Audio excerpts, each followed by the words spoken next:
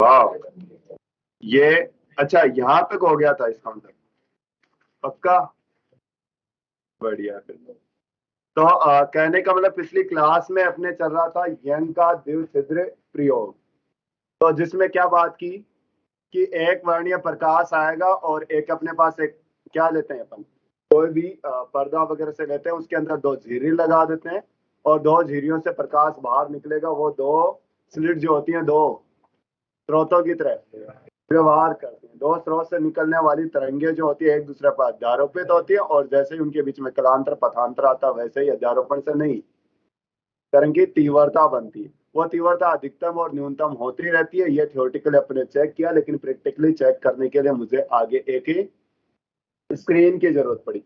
आगे स्क्रीन लगाई और स्क्रीन में मुझे कुछ रिजल्ट देखने को मिले। क्या, ठीक उसके सामने देखा तो मेरे को मिला कि एक चमकीला धब्बा, एक चमकीली फ्रिंज दिखाई दे रही थी। बनता भी था क्योंकि दोनों में पथांतर 0 था, तो वहां पे चमकीली ही बनेगी क्योंकि दोनों की तीव्रताएं सर्वसम थी, तो तीव्रता होगी 4I। थोड़ा ठीक ऊपर गया तो पता चला कि एक काली फिर चमकीली, काली चमकीली, काली चमकीली फ्रिंजेस दिखाई दी। ठीक है, फिर अपन ने देखा कि काली और चमकीली फ्रिंजों की चौड़ाई समान थी और सभी चमकीली फ्रिंजों की तीव्रता समान थी और सभी काली फ्रिंजों की तीव्रता भी सर्वसम लेते हैं, तो काली की 0 तीव्रता मिली और चमकीली की तीव्रता 4I0 मिली। फिर हमने देखा कि फ्रिंज के पैटर्न को अच्छा देखने के लिए हमने फ्रिंज चौड़ाई को बढ़ाया। फ्रिंज चौड़ाई बढ़ाने के लिए तीन तरीके थे। तरंग दैर्ध्य बढ़ाए, इसके लिए हमने लाल प्रकाश काम में लिया। फिर उसके बाद में स्लिटों के बीच की दूरी को कम किया और पर्दे को दूर रखा, लेकिन पर्दे को दूर रखने से थोड़ा नुकसान देखने को मिला कि तीव्रता कम होगी। फिर हमने फ्रिंजेस का पैटर्न देखा, तो पैटर्न देखा तो सामान्यतः तो ये हाइपरबोलिकली मतलब अति परवलयाकार बनती है, लेकिन पर्दा थोड़ा ठीक ठाक दूरी पे हो तो वो लगभग सरल रेखा भी देखने को मिली। इसी के साथ इन पे क्या क्या फर्क पड़ता है हमने देखा कि माध्यम में डुबोने से, श्वेत प्रकाश को काम में लेने से प्रकाश समांतर तो आ रहा है लेकिन किसी कोण पे आता हुआ लगे तो, और किसी एक स्लिट के सामने कोई कांच की ट्रांसपेरेंट पट्टिका रख दिया जाए तो, और साथ के साथ फ्रिंजों की चौड़ाई असमान हो तो, इन सब से क्या फर्क पड़ा। असमान से आपने देखा कि चमकीली आपको उतनी चमकीली नहीं और काली उतनी काली फ्रिंजेस नहीं, थोड़ी सी ऊर्जा काली के पास भी मिल गई, इसका मतलब ऊर्जाओं का पूर्ण रूप से वितरण नहीं हुआ। फिर इसके साथ साथ इसमें देखा कि ऊर्जा का संरक्षण रहता ही रहता है। तो ये कहानी पिछली क्लास में हो गई थी। उसी को आगे बढ़ाते बढ़ाते एक क्वेश्चन है, और क्वेश्चन क्या है,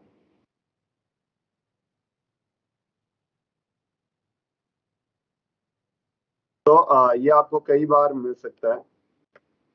तो ये दो अपने पास ऐसे स्लिट बना रखे, एक S1 और दूसरी S2, और ये पर्दा।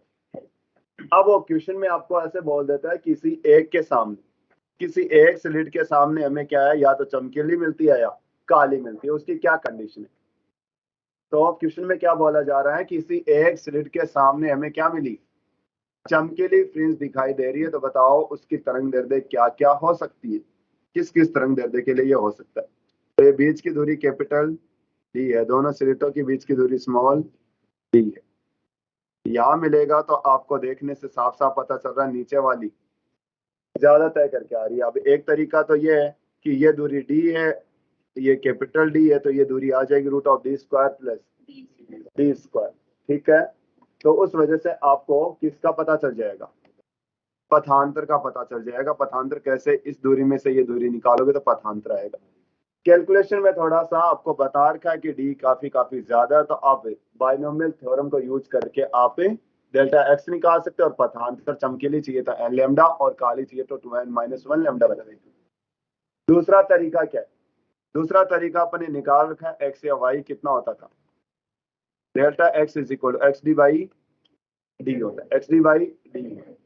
डेल्टा एक्स यदि चमकीली चाहिए तो n लैम्डा, एक्स ये दूरी कितनी है, ये टोटल डी है तो ये d/2 कर देंगे हम। ये आपका डी रहेगा, ये कैपिटल डी होगा, तो आपका n लैम्डा बराबर d²/2d, तो लैम्डा बराबर क्या आ जाएगा d²/2। किस किस तरंग दैर्ध्य के लिए ऐसा होगा, तो n के बराबर 1 रखा, d²/2d, d²/4d, d²/6 60। ऐसे मल्टीपल आंसर आपके हो सकते हैं, तो इस चीज का ज्यादा ध्यान रखना है, क्योंकि एक तो आप कर देते हो लेकिन मल्टीपल ऑप्शन हो सकते हैं, तो 4 ऑप्शन है तो उनको देखिएगा, हो सकता है एक से ज्यादा के लिए सही है। आप चाह रहे हो कि वहां पे क्या बने, क्या बने, काली फ्रिंज। काली फ्रिंजेस के लिए आप क्या कर दोगे, 12 - 1 लैम्डा बाई, समझ गए। तो ये क्वेश्चन एक आम सा क्वेश्चन है जो काफी बार रिपीट हो सकता है और आप कर लोगे। ठीक है, तो पथांतर वगैरह निकाला, ये कंडीशन हो सकती है। मैक्सिमा का मतलब उच्चिष्ट है, मिनिमा का मतलब निम्निष्ठ है। एक अपने पास पतली पारदर्शी पट्टिका से परावर्तन अपवर्तन से भी क्या हो सकता है, व्यतिकरण। देखो, व्यतिकरण की घटना के लिए आपको क्या करना होता है, कैसे न कैसे करके आप दो तरंगों के मध्य पथांतर उत्पन्न करा दो और उन दोनों की एक दूसरे पर अध्यारोपित करा दीजिए। पथांतर के लिए सीधी सी बात है कि या तो अपन करें कि एक तरंग को बहुत लंबे रास्ते से आने में मजबूर कर दो, या दूसरा तरीका है कि एक तरंग को कहीं पे फंसा दीजिएगा। फंसा देने का मतलब है कहीं रास्ते में ऐसा कुछ रख दो ताकि वो वहां पे धीमी पड़ जाए। धीमी पड़ जाएगी तो उस वजह से समय उसको समांतर से पथांतर और पथांतर से कलांतर और कलांतर से आप क्या दिखा देंगे, व्यतिकरण। बहुत सारे तरीके तरीके हैं कि आप क्या करें। प्रकाश आपको पैरेलल प्रकाश भेजा, हमने बीच में एक पट्टिका रख दी, अब भी क्या होगा, पथांतर आएगा। और क्या तरीका हो सकता है, हमने इसके यहाँ पे लेंस लगा दिया, यहाँ पे पहुंची, साफ साफ है कि ऊपर वाली दूरी ज्यादा चल के आ रही है, इस वजह से भी क्या आ जाता है, पथांतर आ सकता है। ठीक है, ये एक स्रोत था, इसे प्रकाश मिला और यहाँ पे एक पर्दा लगा। एक तो ये प्रकाश सीधा पहुंचा, एक ये कोई दर्पण लगा रखा था और उससे टकरा के वापस आया, तो इन ये क्या करा, एक्स्ट्रा पथ, तो इस वजह से भी क्या आ जाएगा, पथांतर। तो पथांतर उत्पन्न करने के बहुत सारे तरीके हैं, लेकिन आपको एक साथ पता रहे कि यदि परावर्तन होता तो भी पथांतर आ जाता है। परावर्तन सघन माध्यम से हुआ हो, परावर्तन सघन माध्यम से होता तो पथांतर आ जाता है कितने का, λ/2, या कलांतर आ जाता है पाई का। थोड़ा थोड़ा यदि याद आ रहा हो आपको, वेव वाले चैप्टर में पढ़ाया। हालांकि यहाँ पे रे ऑप्टिक्स में फिर से ये चीज बताऊंगा, यदि प्रकाश किरण सघन माध्यम से परावर्तित होकर आती है तो एक्स्ट्रा पथांतर आता है λ/2, या एक्स्ट्रा कलांतर आता है पाई का। तो ये भी घटना हो जाती है। ठीक है, तो अपन अभी मैं कांच की पट्टिका वाली कहानी पे चर्चा कर रहा हूँ।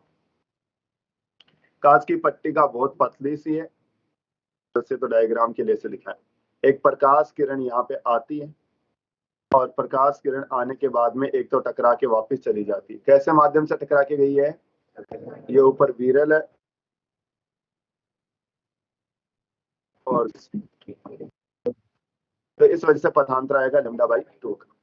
तो ये एक होगी, फिर ये यहाँ आती है, ये दूसरी होगी, और ये यहाँ से टकराती है तीसरी, और एक सीधी आर पार हो जाती है, ये चौथी ले लीजिए।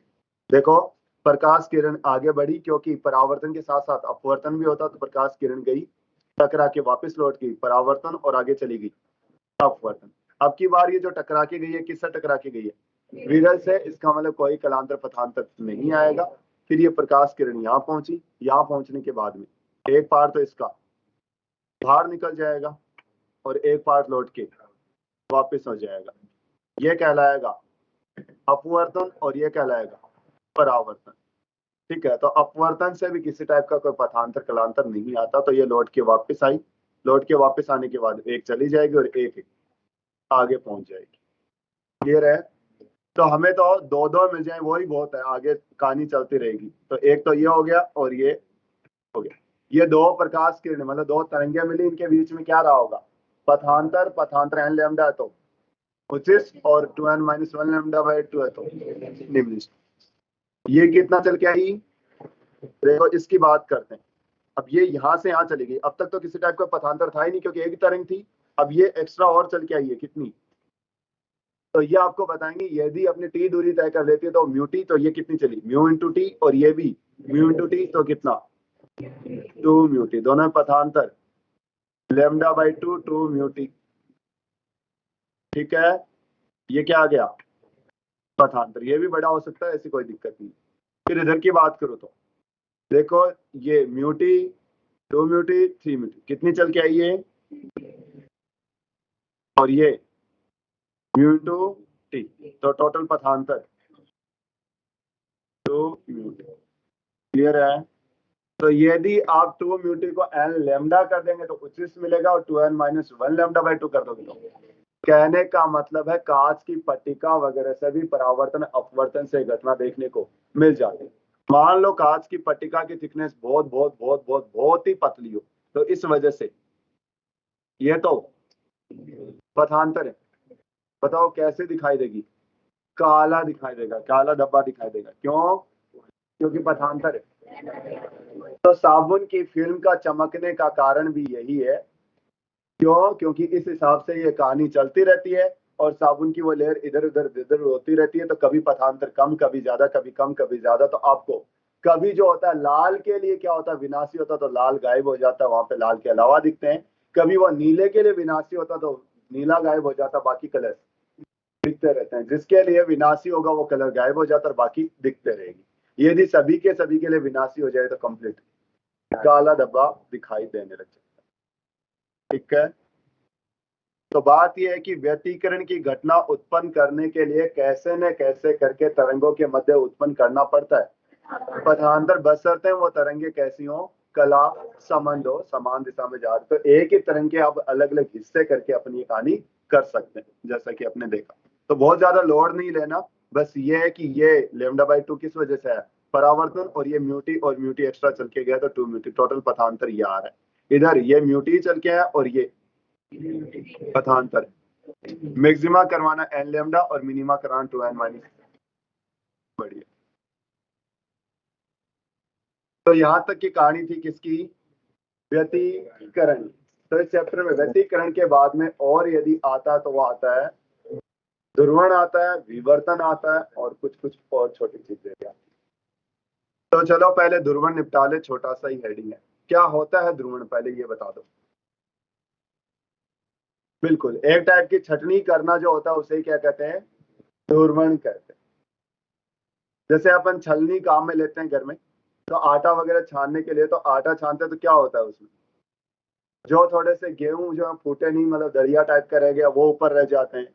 इसी के साथ गेहूं के अंदर जो मिले हुए थे तो उसके तुस वगैरह जो होते हैं वो, क्योंकि जो है तो उसके ऊपर एक कवर होता है, वो कवर पिसा नहीं होता है क्योंकि छिलका सा होता है, चिपक के रह जाता है।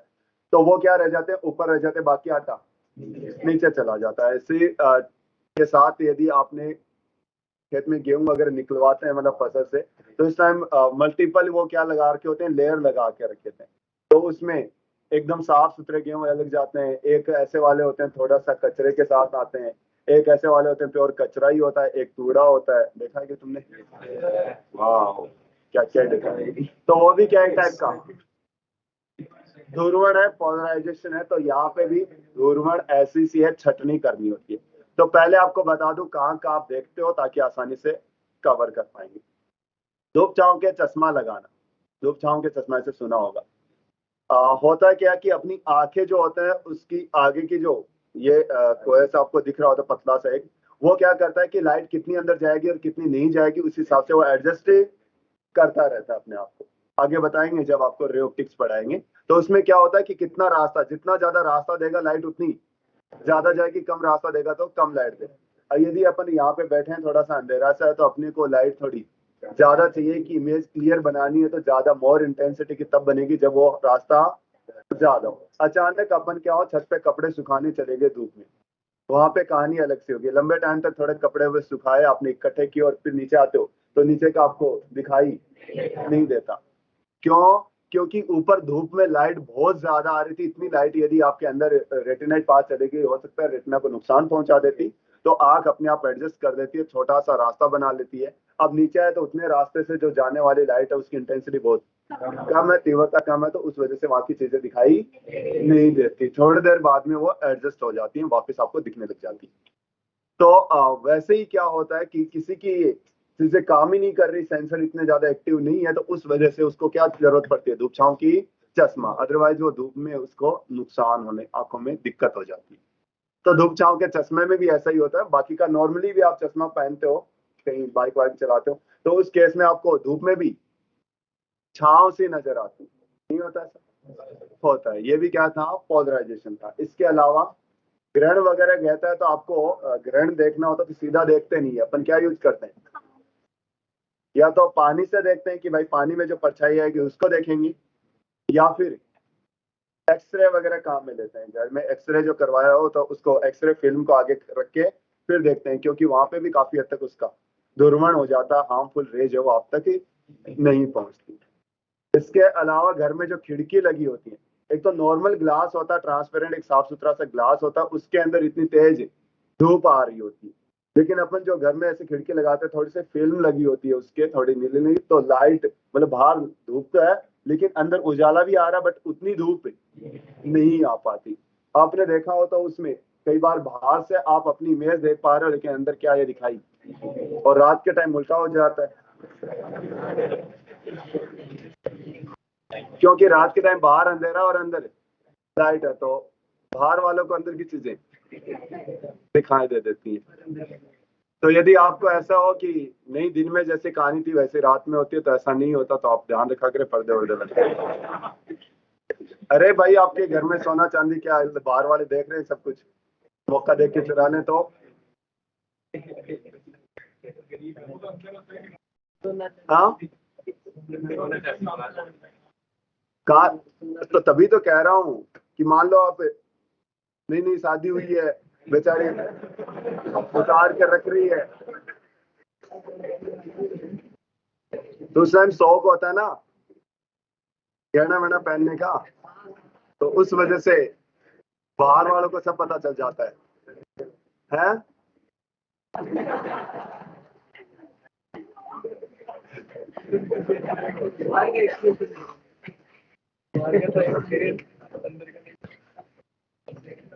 नहीं बाद में तो क्या होता है, धीरे धीरे धीरे धीरे आदत पड़ जाती है, तो लाइट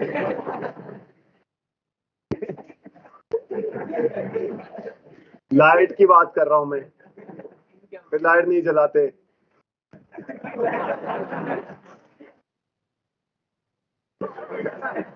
और सुख लो, तुम क्या सोच रहे हो? पता नहीं, जो भी सोच रहे हैं अपने को क्या है, हाँ क्या क्या सोच लेते हैं। तो काम की चीजें सोचो, ध्रुवण, तो वहां पे भी ध्रुवण हो जाता है, तो कैसे होता है बस ये देखना है। अब ये तो पता चल गया होगा तुम्हें क्या ध्रुवण कब और कैसे होता है, तो कैसे होता है अब ये बता दो जरा। जा रहा है बता दे, ध्रुवण क्या होता है, दिमाग से निकल ही नहीं रहा तेरे तो। चल मैं लाता हूँ यहाँ पे वापस, लेके भी तो मैं ही गया था।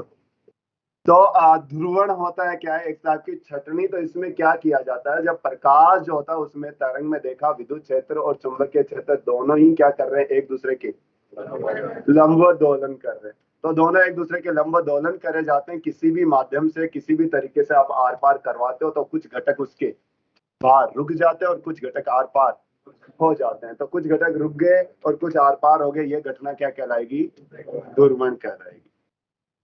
इसीलिए ये केवल अनुप्रस्थ तरंगों का होता है, अनुदैर्ध्य तरंगों का। क्यों? क्योंकि अनुप्रस्थ तरंग के अंदर ऊपर नीचे इस हिसाब से चलता रहता है, लेकिन अनुदैर्ध्य में ऐसे तो ये आर पार क्या होंगी, चली जाएंगी। ऐसे समझो कि मेरे पास एक टाइप की ये मान लो ऐसे छलनी सी है, ठीक है, और एक बहुत सारी माचिस की तिल्ली है। तो माचिस की तिल्ली इसके ऊपर गिराऊंगा तो ये वाली तिल्लियां जो है वो तो आर पार हो जाएंगी और बाकी ये वाली नहीं होंगी। तो आपको बाहर केवल क्या मिलेगा, ये कहलाता शांता ध्रुवित प्रकाश। मतलब दो तल होते हैं, उसमें से एक तल आर पार हो जाता है और दूसरा तल रुक जाता है, ये घटना कहलाएगी ध्रुवण। यदि आपको चेक करना हो अनुदैर्ध्य अनुप्रस्थ, तो बड़ा आसान सा तरीका क्या करेंगे, आप किसी भी ध्रुवक से पार करवा दो। ध्रुवक से यदि उसका ध्रुवण हो रहा है तब तो वो अनुप्रस्थ है, और अदरवाइज अनुदैर्ध्य। आप सोचेंगे कैसे पता चलेगा, सीधी सी बात है, ध्रुवण हो गया तो कुछ घटक रोक लिया और कुछ घटक बाहर गया, तो इसका मतलब बाहर गया और प्रकाश कम हो गया तो तीव्रता भी कम हो गई। तीव्रता कम हुई है, इसका मतलब उसका क्या हुआ है, ध्रुवण हुआ। तो ऐसा सही कुछ होगा। तो पहले कुछ कुछ चीजें बता दूं, किसका होगा, अनुप्रस्थ का होगा, अनुदैर्ध्य का नहीं होगा। अध्रुवित प्रकाश ऐसा सा दिखाया जाता है, मतलब सभी दिशाओं में ये क्या कर रहा होता है, दोलन कर रहा होता है। या फिर इसको ऐसे भी दिखाते हैं, इसमें क्या कर दिए, दो ही घटक बना दी। तो एक तो ये बताया जाता है तल में है, और ये डॉट वाला जो है तल के लंबवत है। तो ये तल के लंबवत मतलब ऐसे समझो कि बोर्ड के अंदर बाहर अंदर बाहर अंदर बाहर हो रहा है, वो रेड वाला है, और ये ऊपर नीचे वाला कौन है, जो आपको ब्लू वाला दिखाई दे रहा है। ठीक है, तो दो घटक कर दिए अपन ने, क्या कर दिए, दो घटक कर दिया। अब ऐसे तो नहीं है कि माचिस की तिल्लियों को तो आप ऐसे है तो ऐसे ही रहेंगी, लेकिन आप सदिशों के क्या कर सकते हो, घटक ऐसे है तो इसके दो घटक, एक ये और एक ही ये, दो दोनों एक दूसरे के लंबवत होंगे। ध्रुवित प्रकाश कैसा दिखेगा, ध्रुवित प्रकाश या तो ऐसा दिखेगा या ऐसा दिखेगा, या तो तल में रहेगा या तल के लंबवत रहेगा। यदि मैं अध्रुवित प्रकाश को किसी भी ध्रुवक से गुजारता हूं तो ये आपको ऐसा मिलेगा समतल ध्रुवित प्रकाश। हमेशा इसकी तीव्रता आधी होगी, लाजमी है, क्योंकि इसके पास कितने घटक थे, दो घटक, इनमें से कितने घटक रह गए, एक घटक बचा, कितना, एक बचा, तो इसका मतलब 50% रोक लिया और 50% जाएगा, तो ये क्या होगी, तीव्रता सीधी। यदि अध्रुवित प्रकाश, ध्यान रहे, यदि अध्रुवित प्रकाश को ध्रुवक से गुजारेंगे तो बाहर तीव्रता आधी मिलेगी, अध्रुवित प्रकाश को ध्रुवक से गुजारेंगे तो तीव्रता आधी मिलेगी। यदि आगे से वापस इसको ध्रुवक से गुजारेंगे तो फिर से तीव्रता में कोई फर्क है, क्यों, वही माचिस की तिल्ली वाली बात है कि ऐसे निकल गई, अब इसको जितनी मर्जी बार आप छटनी कर दो ये ऐसी की ऐसी चली जाएंगी, तो तीव्रता में कोई फर्क है। लेकिन ऐसे होता तो जीरो हो जाएगी। तो इसका मतलब पता चला कि ध्रुवक के और उसके आगे अगेन ध्रुवक लगाते हैं, उनके बीच में कौन क्या है, इससे बाहर निकलने वाली तीव्रता पे फर्क पड़ेगा। उसके लिए आता है कौन, मेलस, और मेलस एक नियम बताता है। तो क्या कहता है वो, सीधी सी बात है, पहले मैंने क्या किया, एक ध्रुवक था उससे गुजार चुका हूं और ये तीव्रता आधी हो जाती है। अब होता क्या, विद्युत चुंबकीय तरंगों में हालांकि ऊर्जा की यदि बात करो, विद्युत ऊर्जा और चुंबकीय ऊर्जा, ऊर्जा तो दोनों की बराबर बराबर बटी होती है, लेकिन विद्युत क्षेत्र जो होता है चुंबकीय क्षेत्र से बहुत ही शक्तिशाली होता है, प्रबल होता है। तो आप यहाँ पे कहानी जो चलेगी किसकी चलेगी, विद्युत क्षेत्र की चलेगी। तो ये अपने पास एक विद्युत क्षेत्र था, क्योंकि ध्रुवण होके आ गया तो ऐसे वाला मिला, तो मेरे पास ये विद्युत क्षेत्र ये था।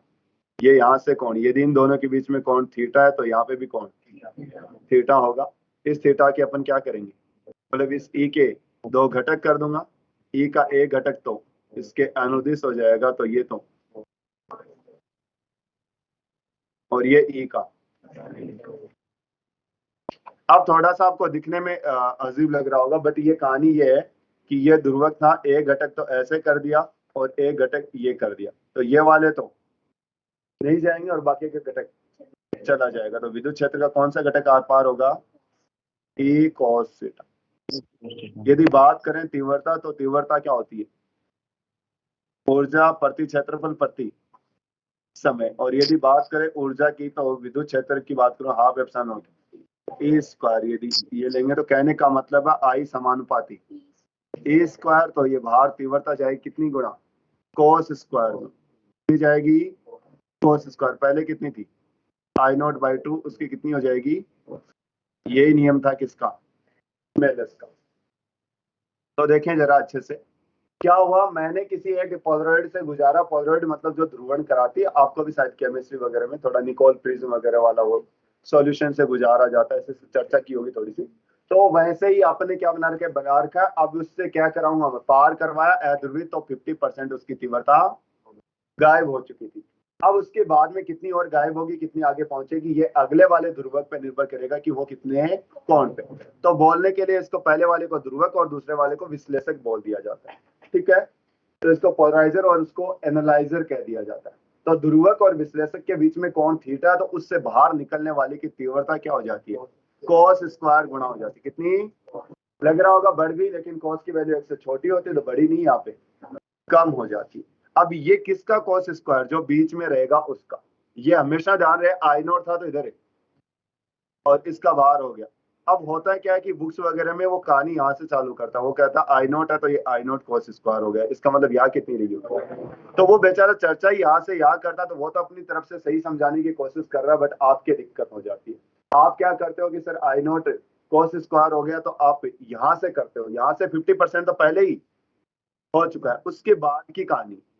तो मैं ऐसे कहूं यदि कोण 60 डिग्री हुआ, मैंने भेजा जो भी भेजा उस प्रकाश का कितना परसेंट बाहर पहुंचा।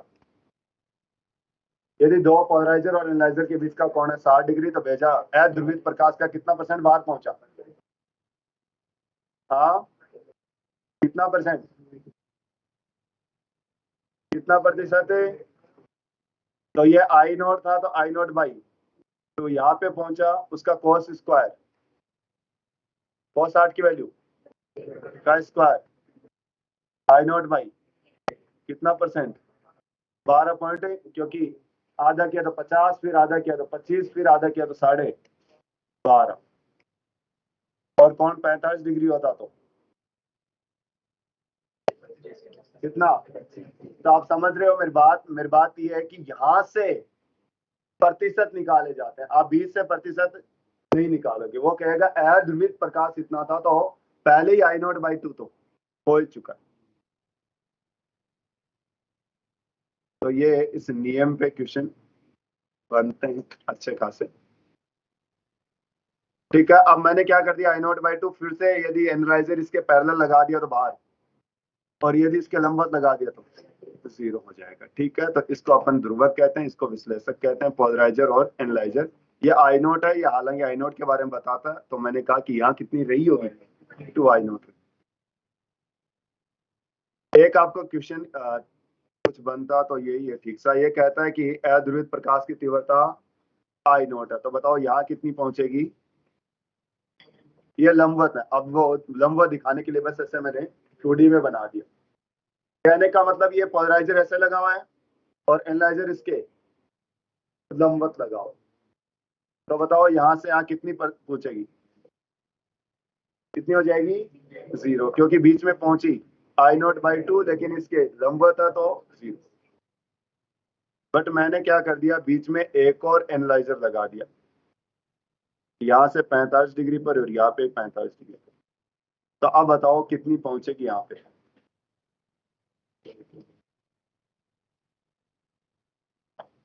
ये कहता है दो पोलरॉइड एक दूसरे के लंबवत रखी हुई है, तीसरी पोलरॉइड को बिल्कुल बीच में रख दिया जाता है, तो बताओ जरा बाहर कितनी पहुंचेगी?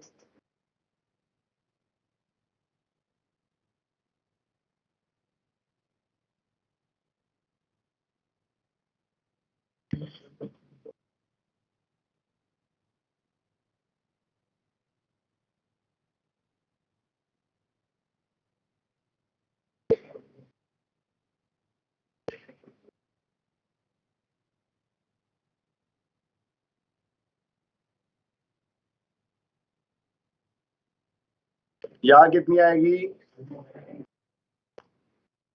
आई नॉट बाई 2, कितना गुणा कॉस स्क्वायर, कॉस 45 का स्क्वायर गुणा आई नॉट बाई 4, फिर से 1/√2 का स्क्वायर, कितनी? समझ रहे हैं?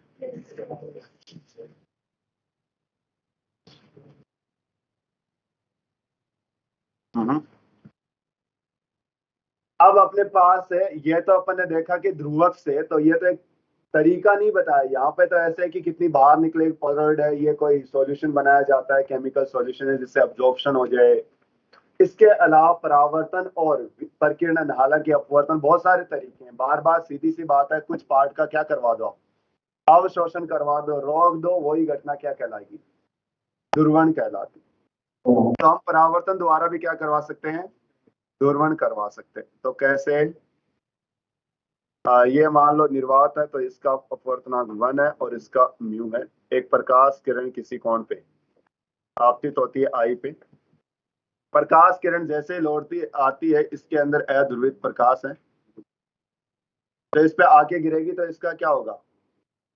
परावर्तन होगा, और परावर्तन के साथ साथ अपवर्तन भी होता है। ये घटना हमेशा ही चलती रहती है, ऐसी बात नहीं है परावर्तन हो तो अपवर्तन नहीं और अपवर्तन हो तो परावर्तन नहीं, तो दोनों घटनाएं साथ साथ होंगी। ये आई है तो ये भी आई, तो ऐसी एक घटना तो हमेशा ही होगी, इसमें तो कोई बड़ी बात थी नहीं। ये ब्रूस्टर आता है और वो कहता है कि यदि आप आपतित प्रकाश किरण को कुछ इस प्रकार से गिराएं कि परावर्तित तथा अपवर्तित एक दूसरे के लंबवत हो जाए।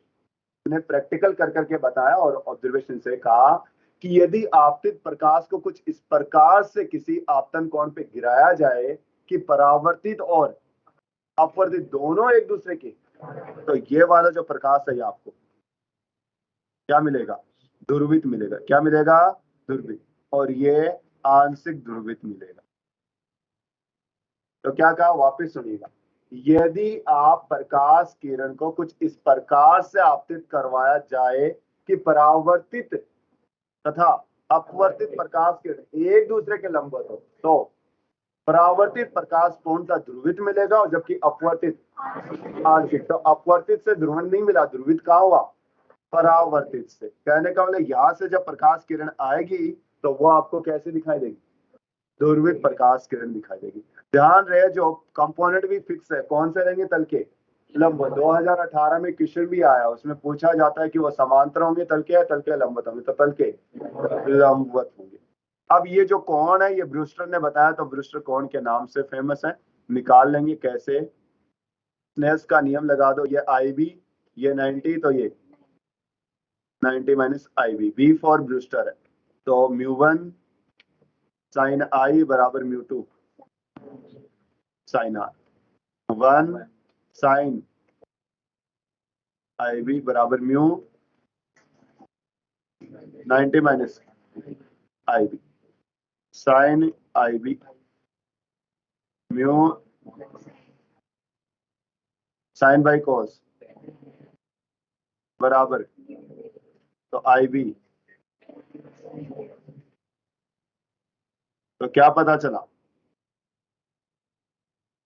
यदि आप अब लाइन को और छोटा कर सकते हैं, यदि प्रकाश को ब्रूस्टर कोण पे आपतित कराएंगे तो परावर्तित प्रकाश मूलतः ध्रुवित और अपवर्तित प्रकाश आंशिक ध्रुवित। अब सवाल में मतलब लाइन में एक पॉइंट आया, ब्रूस्टर कोण कितना होता है? ब्रूस्टर कोण होगा IB is equal to tan inverse जहाँ पे म्यू अपवर्तनांक है किसका? सघन माध्यम का। किसके सापेक्ष? विरल के सापेक्ष। ये क्वेश्चन आपको कई बार मिलेगा। यदि बात करूं मैं मॉड्यूल में, तो कम से कम भी आपको 3-4 बार दोनों चैप्टरों को मिला के, रे और वेव में। तो वेव में आके तो चलो ब्रूस्टर कोण का नाम ले लेता है, उससे पहले तो चर्चा भी नहीं होती, बट ये क्वेश्चन बार बार बनाता है। कभी म्यू देता है, आई पूछ रहा था, आई देके म्यू, और मैक्सिमम टाइम तो फिक्स ही होता है, कोण 60 डिग्री होता है, म्यू √3 होता है। यही क्वेश्चन मिलेगा। अब ऐसा भी नहीं है कि √3 देखा टिक लगा दो, बट जब नहीं पता हो तो √3 टिक लगा देना, यही बोलता है। चलो, परकीर्णन द्वारा भी ध्रुवण होता है। ये क्या परकीर्णन क्या होता है? हाँ, अपने वो कोलाइडल पार्टिकल वगैरह वगैरह कौन से में पढ़ा आपने? केमिस्ट्री में आया ना कुछ, सरफेस केमिस्ट्री में। तो वहां पे आपको बताया होगा टिंडल इफेक्ट वगैरह वगैरह। तो वही वाला क्या होता है यहाँ पे? यदि आपके तरंग दैर्ध्य से मिलते जुलते पार्टिकल से वो आके टकराता है तो उसका चारों तरफ फैलना ही क्या कहलाता है? परकीर्णन कहलाता है। तो एक सूर्य से प्रकाश किरण आ रही थी, वो अध्रुवित ना एक पार्टिकल से क्या करता है? कण से वो टकराता है, टकराने की वजह से चारों तरफ फैलता है। लेकिन यदि गमन जो कर रहा है उसके लंबवत दिशा में, ध्यान दें, जिधर भी वो आपतित हो रहा है, जिधर जा रहा है उसके लंबवत दिशा में कोई भी प्रेक्षक यदि खड़ा होगा तो उसको कैसा प्रकाश प्राप्त होगा? ध्रुवित। ऐसे नहीं कि और तरफ नहीं जा रहा, चारों तरफ बिखर रहा प्रकाश, लेकिन संचरण की दिशा के लंबवत यदि कोई भी प्रेक्षक खड़ा होगा, जैसे प्रकाश के ऐसे जा रहा था, यहाँ पे कोई पार्टिकल था, उससे चारों तरफ फैलाया उसने, मैं इसके लंबवत खड़ा हूं, मुझे क्या मिलेगा? ध्रुवित प्रकाश प्राप्त होगा। मेरे लिए एक कंपोनेंट ऑलरेडी अवशोषित हो चुका था। कारण यहाँ पे यही आता है कि पार्टिकल से टकराता है, टकराने की वजह से इलेक्ट्रॉन उसके क्या करते हैं? कंपन करते हैं। कंपन करते हैं तो इसके जो संचरण के लंबवत दिशा में जो है वो क्या करते हैं? वापस ऊर्जा को रिलीज करते हैं, और इसमें केवल कितने घटक दिखाई देते हैं? एक ही घटक दिखाई देता है। तो परकीर्णन से कैसे होता है? सूर्य से आया, पार्टिकल से टकराया, उससे चारों तरफ फैला, और संचरण की दिशा के लंबवत वाले को कैसा प्राप्त होगा?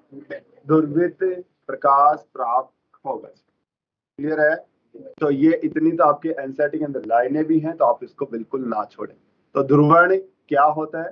ध्रुवण किस किस तरंगों का होता है?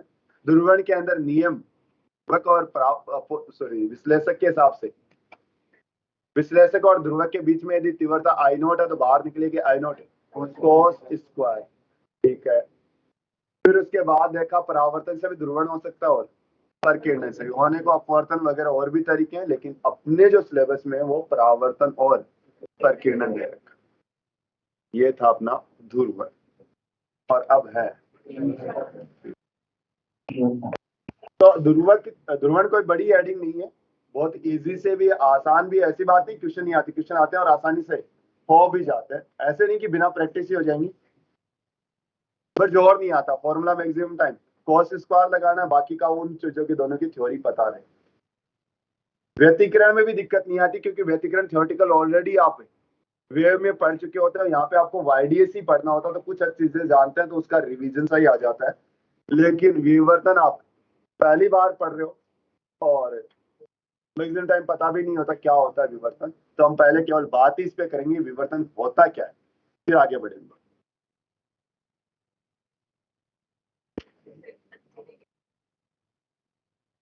बताओ विवर्तन कहाँ, कब, कैसे और क्या होता है। किताबों से पढ़ के जवाब देते तो बेटा 12वीं में सब पास हुए हैं और यहाँ पे लोग 90% भी बना के बैठेंगे, उनसे जवाब नहीं आएगा, जवाब तो यहाँ से आएगा। बताओ जरा क्या होता है विवर्तन। पूरा भार केवल बुजुर्गों के कंधों पे है, बता दो जरा। अरे मतलब मैं हूं, तुम में बुजुर्ग, ऐसे हंस क्या रहे हो, सबकी नजरें एक ही पे टिकी रहती है? नहीं तेरे पे। चलो विनोद बताएगा, विदाउट विवर्तन है इतना ऐसे चमकता धमकता शर्ट पहन के, यार तेरे को याद भी नहीं है? सर किनारों पे से मुड़ जाना। और आजकल अनुजा ने कोरोना क्यों पकड़ लिया है? जब याद आया तेरे को बोल दो।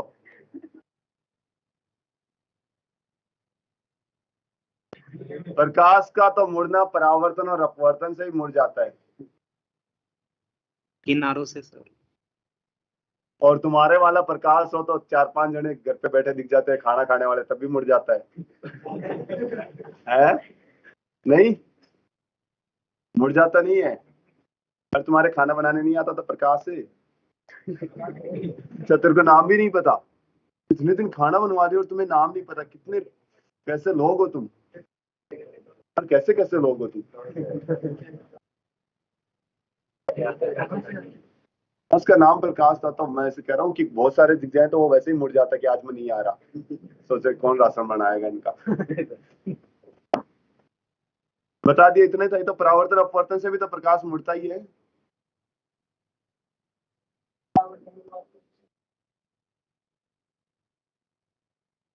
अब ये अपवर्तन है सर, ये छाया बनना तो एक अलग थ्योरी है कि पार्टिकल मेरे को आर पार करके नहीं जा पा रहे, नहीं दिख रही। चलिएगा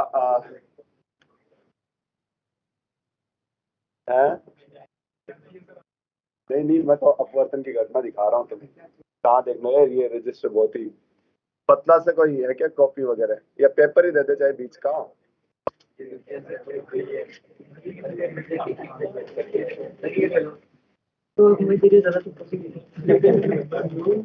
हाँ इतना खुश क्या ही हो रहे थे तुम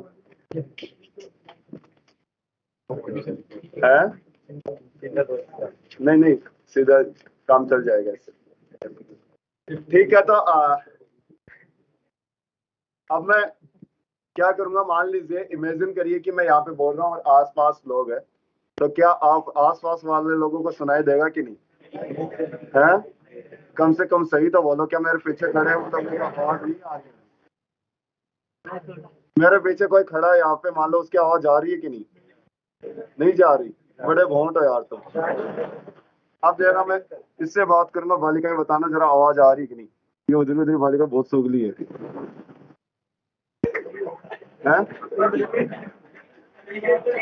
ये कह रहा सही है।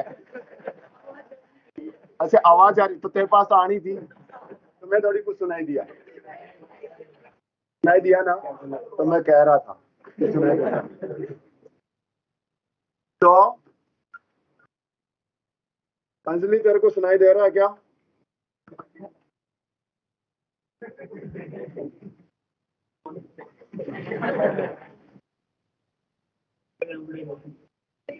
अंजलि पूरी क्लास में अंजलि नहीं है, 2-3 है। अंजलि हो, तुम्हें आवाज सुनाई दे रही है?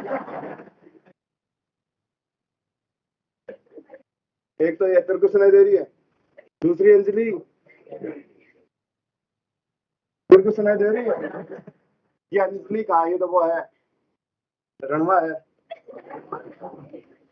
अच्छा ये अंजलि है, चौथी तीसरी अंजलि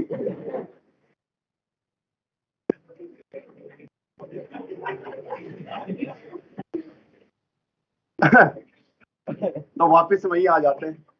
तो अंजलि को छोड़ो, आप दूसरी बात करेंगे। तो कहने का मतलब है आवाज आ रही है क्या? अगल बगल वालों को नहीं आ रही? यार तुम तो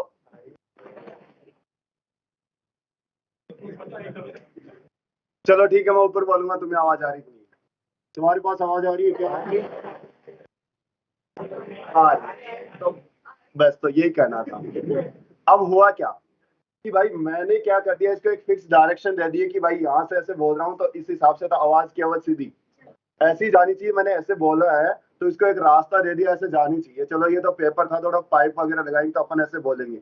क्या ऐसा है कि अगल बगल वालों को आवाज नहीं सुनाई देती? या सिंपल सी बात है, अभी मैं बोल रहा हूँ तुम्हारी तरफ मुंह करके, तो क्या पीछे वाले लोगों को सुनाई नहीं देगा? कम सुन सकता है लेकिन सुनाई तो देगा। कम सुनाई दे रहा है, शायद उनके पास तीव्रता उतनी नहीं पहुंच पा रही जितनी ठीक सामने वाले के पास पहुंचती। ठीक है, तो फिर क्या हुआ, वो इधर उधर लोगों के पास क्यों जा रही है? यदि मैं तरंग को ऐसा रास्ता दिया तो तरंग को सीधा सीधा सीधा सीधा जाना चाहिए था। जिधर मुंह करके बोल रहा हूँ उधर ही तरंग जाना चाहिए था, इधर उधर तरंग का जाना मना होना चाहिए था, और फिर भी सुनाई दिया। तो इस पेपर से ज्यादा बता पाया कि इसको मैं रास्ता दे दिया, फिर भी ये क्या हुआ, इधर किनारों से मुड़ मुड़ के इधर आसपास वाले लोगों को भी सुनाई देने लग गया। ये क्या है? आप देखोगे तो ये उन कोई भी घटनाओं में से मैच नहीं करती ना। तो परावर्तन, परावर्तन की घटना तो टकरा के वापस लौटने की होती है। अपवर्तन एक माध्यम से, यहाँ पे माध्यम भी सेम ही है। ये ऑब्स्टेकल वगैरह था जो किनारों पे ऐसे मुड़ के चलेगी। सिंपल सी बात है, मेरे सामने एक दीवार खड़ी है और मैं दीवार में यहाँ पे बोल रहा हूँ, दीवार के उस पार जो लोग हैं उनको भी आवाज सुनाई दे रही है। जैसे इस बगल वाले कमरे में क्या आवाज सुनाई नहीं दे रही उन लोगों को? दे रही है। वो कैसे जा रही है? क्या आपको लगता है इसको आर पार करके जा रही होगी? तो फिर कैसे गई वो आवाज? ऐसे गई है जहां से किनारे पे जगह मिली उस किनारे के नीचे से चलेगी, फिर उस किनारे से बाहर निकली, फिर उस किनारे में घुसी, फिर जगह देख के ऐसे चलेगी। जैसे वो वेनम नहीं होता क्या, वो वेनम देखा ब्लैक वाला, वो ऐसे काला वाला ऐसे फैल जाता है, फिर ऐसे से गया, फिर वो चढ़ गया, फिर उस शरीर के एक दूसरे पे चढ़ के कब्जा कर लेता है। वेनम नहीं देखा तुमने? तो देख लेना, मुझे भी नहीं पता कि वो कौन सी मूवी का सीन है, बट शायद सभी वेनम का है। ये तो मुझे पता है वेनम का, लेकिन वेनम का कौन सी मूवी का सीन है नहीं पता। तो वेनम के और भी तो मूवी आ रखी है। वेनम है अपने आप में वो। अब तुम कहोगे कि आयरन मैन का, तो आयरन मैन कई जगह आ चुका है।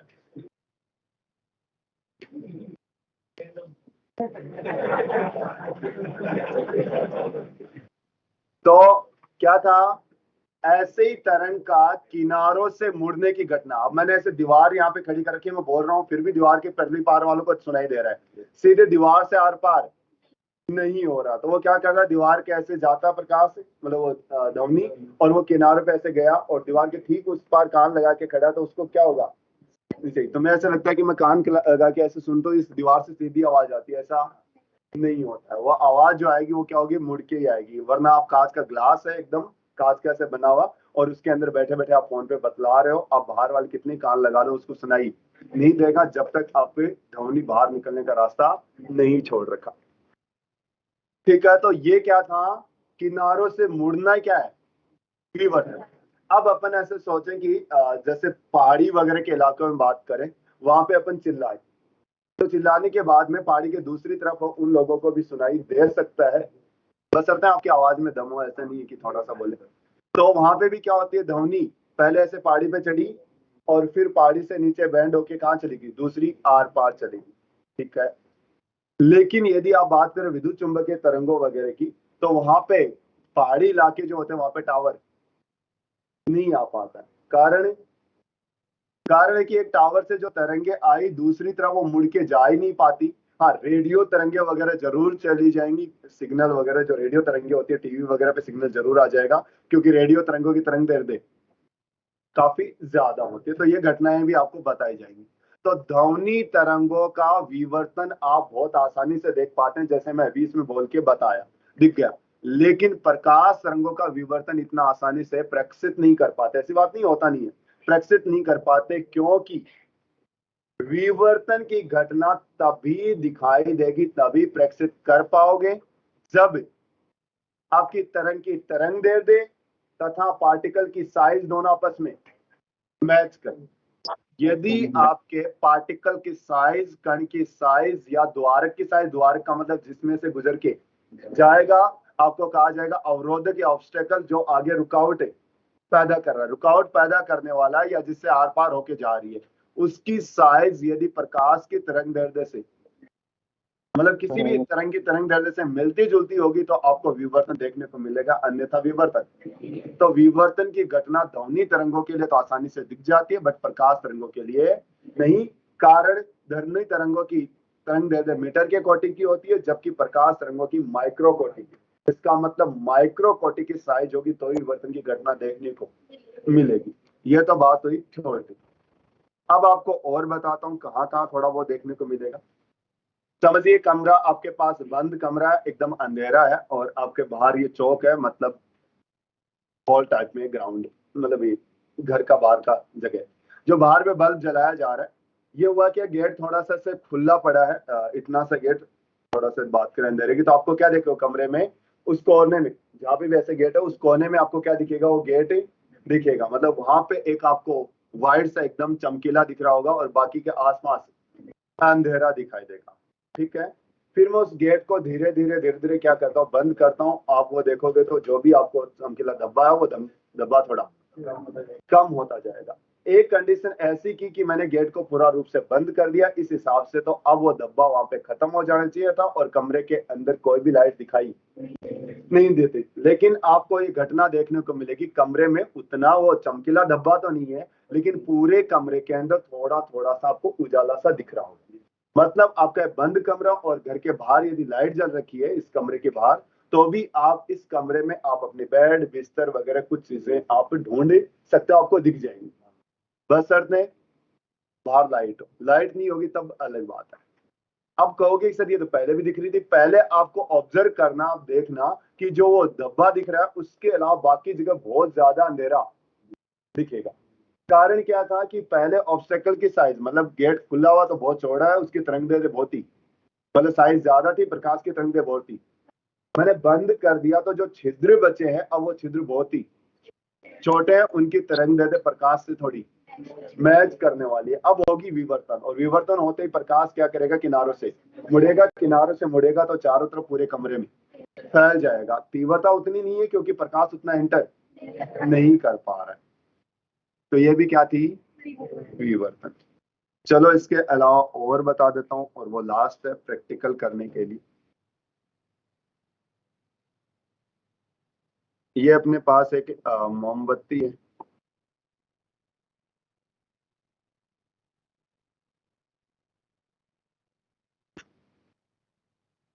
अब ये कार्डबोर्ड लगाया अपन ने, ठीक है, कोई भी गत्ता वगैरह ले लीजिएगा, उसके अंदर एक छिद्र कर दिया, फिर एक और कार्डबोर्ड आपको ऐसे लगाया, यहाँ पे एक आंख लेके कोई बैठा है, अरे मतलब आंख है उसके पास, मूंद के नहीं बैठा। अब ये क्या होगा, प्रकाश ऐसे इसको दिखाई दे रहा होगा। छठी क्लास में आपको ऐसे ही पढ़ाया जाता है कि एक तीसरा आप पर्दा यहाँ पे रखते हो, और तीनों पर्दे यदि, मतलब तीनों जो होल है, छिद्र जो है एक के बाद एक के बाद एक के बाद एक है, तो उस वाले आदमी को वहां पे प्रकाश दिखाई देता है। और यदि इस बीच वाले गत्ते को दाएं बाएं कर दिया जाता है तो नहीं दिखाई देता। कहने का मतलब है कि वो एक के बाद एक पर्दा, मतलब एक स्क्रीन, दूसरी और तीसरी, और तीनों के छिद्र क्या एकदम लाइन में है, तो वो क्या करता है, आदमी देखता है, उसको क्या दिखाई देता है, मोमबत्ती का प्रकाश, लाइट दिखाई देती है, अन्यथा लाइट नहीं दिखाई देती। तब तक आपको समझाया जाता है, देखो देखो देखो, प्रकाश केवल केवल सरल रेखा में गति करता है।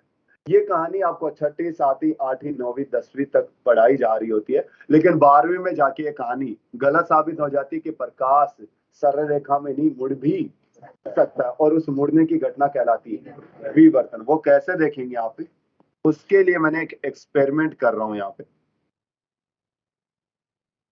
मैंने यहाँ पे एक लगाई बड़ी सी स्क्रीन, और यहाँ पे वही एक ऐसे मोटा सा छिद्र बना दिया। ठीक है, ऐसे छिद्र बनाया तो यहाँ पे क्या दिखेगा आपको, एक चमकीला धब्बा दिखाई देगा। किसके ऊपर, स्क्रीन के ऊपर। ठीक है, तो यहाँ पे अपन क्या करें, इसे बना रखा है तो ये चमकीला धब्बा दिखाई दिया। अब मैं क्या किया, इसको थोड़ा सा छोटा किया तो ये धब्बा भी थोड़ा छोटा बना। फिर मैंने इसको और छोटा किया तो ये धब्बा भी और छोटा। इसको थोड़ा और छोटा किया तो ये धब्बा और छोटा होता। इसको मैंने और छोटा किया और ये धब्बा अब छोटा नहीं बड़ा हो जाता। अब ये आपको धब्बा सा तो नहीं दिखेगा, लेकिन आपको चारों तरफ प्रकाश थोड़ा सा फैला हुआ सा दिखेगा, बट तीव्रता उसकी पहले से कम होगी। तो मैंने क्या करता गया, होल को छोटा करता गया, वो धब्बा भी छोटा होता गया। एक लिमिट ऐसी आई कि अचानक मुझे सरप्राइज मिला कि वो धब्बा तो पूरा जो स्क्रीन है उस पर चारों तरफ ब्राइटनेस फैली हुई है, चमकीला पहना हुआ, उतना चमकीला नहीं, लेकिन पहले तो क्या था, वो धब्बे के अलावा पूरा काला दिखाई दे रहा था। अब धब्बे के अलावा, मतलब वो हो सकता है वो धब्बा थोड़ा सा यहाँ से क्या हो, चमकीला हो बीच से, लेकिन आसपास भी थोड़ी थोड़ी थोड़ी थोड़ी चमक फैली हुई दिखाई दी। और ये घटना तो तभी हो सकती थी कि जबकि धब्बा सीधा यहाँ चमकना समझ में आता है हमें, लेकिन यहाँ वाला चमकने का कारण तो यही है कि प्रकाश इधर मुड़ के गया होगा। और फिर ये घटना देखने को मिली, तो कहानी ये साबित तो हो गया कि प्रकाश मुड़ता तो है बिना परावर्तन और अपवर्तन। परावर्तन अपवर्तन की घटना में मुड़ना एक अलग कहानी थी। एक किसी द्वारक से आगे आगे आगे आगे चलना है तो भी प्रकाश मुड़ता है। और ये कहानी द्वारक पे ही नहीं, ये कहानी अवरोधक पे भी दिखाई देगी। अवरोधक क्या होता है, तो अब जैसे मैंने क्या कहा कि ये प्रकाश आ रहा था सीधा सीधा, ये मैंने पर्दा लगा रखा। हिसाब से ये होना चाहिए था, प्रकाश यहाँ पे तो जाना समझ में आता है सबके, लेकिन हमें इस भाग के अलावा क्या दिखाई देनी चाहिए थी, छाया। बट ऐसा नहीं था, प्रकाश इधर भी थोड़ा सा फैला हुआ था, तो ये प्रकाश का इधर मुड़ गया। फिर मैंने क्या किया कि उसके सामने एक ऑब्स्टेकल रख दिया, एक अवरोधक रख दिया कि वो अवरोधक चाहता है कि प्रकाश आगे नहीं जाए। फिर से स्क्रीन देखी, जनरली तो होना तो यही चाहिए था कि यहाँ पे काला धब्बा दिखाई देना चाहिए था, बट ऐसा देखने को नहीं मिला। हुआ क्या, ये प्रकाश ऐसे सीधा सीधा तो जा ही रहा था, किनारों से थोड़ा मुड़ के इधर भी चला गया। इधर चला गया तो ये जो छाया है वो थोड़ी सी छोटी होगी। तो किनारों से प्रकाश का मुड़ना ये घटना कहलाती है विवर्तन। इससे ज्यादा मैं कुछ नहीं बोलूंगा, बस मेरी तरफ से तो विवर्तन खत्म। वैसे नहीं समझाने का, तो अभी भी नहीं आया तो फिर नहीं आएगा। प्रेक्षित आप नहीं कर पाओगे इतना ज्यादा, ये मैं पहले ही बता चुका हूं। क्यों, क्योंकि आप सामान्य तरंग दैर्ध्य, तो तरंग दैर्ध्य तो कम होती है, ऑब्स्टेकल की साइज इतनी छोटी नहीं है। अब आपको कहाँ पे, मेरे को ऐसे बताइए, इस कमरे के अंदर धूल के कण है या नहीं है? धूल के कण, ठीक है। तो धूल के कण है। आप ऐसा तो मानते हो कि आप, मैंने एक कोई भी लाइन ऐसे खींचूंगा, एक एंड से दूसरे एंड तक कोई ना कोई धूल का कण तो मुझे सीधी लाइन पे मिल ही जाएगा। इसका मतलब चारों तरफ ये ऐसे फैले हुए हैं, और इधर से आता प्रकाश। यदि ऐसा होता कि कोई भी कण के सामने, प्रकाश रेखा के सामने आ जाता है, तो उस रेखा को आगे, प्रकाश किरण को आगे जाने नहीं देता, तो थोड़ी दूर जाके मेरे को क्या दिखना चाहिए था, केवल अंधेरा दिखना चाहिए था। क्या आपको लगता है ऐसा होता है? यहाँ से लगातार आपको उजाला दिख ही रहा होता है, तो यहाँ पे अंधेरा, कारण इस हिसाब से तो रुक जाना चाहिए था। तो हुआ क्या होगा, प्रकाश पहले इसने रोका, इसके किनारों से मुड़ के उसके पीछे चला गया। मतलब यहाँ पे एक पार्टिकल है, पार्टिकल इधर लाइट है और दूसरी तरफ भी क्या दिखेगी, लाइट। वो कैसे पहुंची फिर, उसके किनारों से वो मुड़ के चली गई। सोचो कि एक अपने पास ऐसे पानी से आ रहा था, फिर रास्ते में एक बॉल मिली और बॉल के ऐसे चारों तरफ घूम के फिर आगे चली गई। और ये कहानी आगे से आगे चलती रहती है। इस वजह से आपको वो धूल के कण दिखाई नहीं देते, वो तभी दिखाई देते हैं जब क्या हो, परकीर्णन वगैरह होता है, स्कैटरिंग वगैरह होती है। अदरवाइज तो क्या होता कि उस दीवार के ऊपर छाया ही छाया दिखनी चाहिए थी, इतने सारे कण आ रहे हैं, क्यों नहीं दिखी? फिर विवर्तन की वजह से नहीं दिखाई दी। तो अब आ जाते हैं परिभाषाओं पे। द्वारक या अवरोधक के किनारों से छाया की और प्रकाश के मुड़ने की घटना विवर्तन कहलाती है। विवर्तन सभी तरंगे दिखाती है, ऐसी बात नहीं है यांत्रिक के दिखाएंगी। विवर्तन के लिए तरंग द्वार तरंग की